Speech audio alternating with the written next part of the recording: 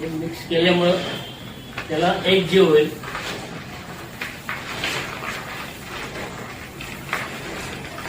आपण आता माती आणि शेणखत याच्यात भरून डब्यात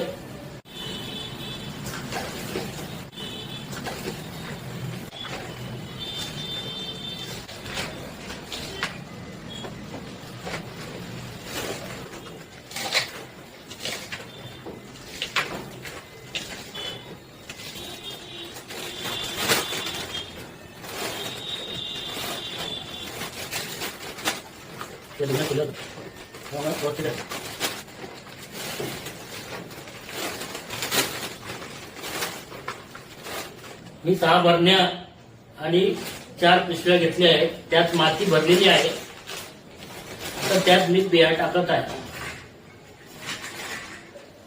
ही बोर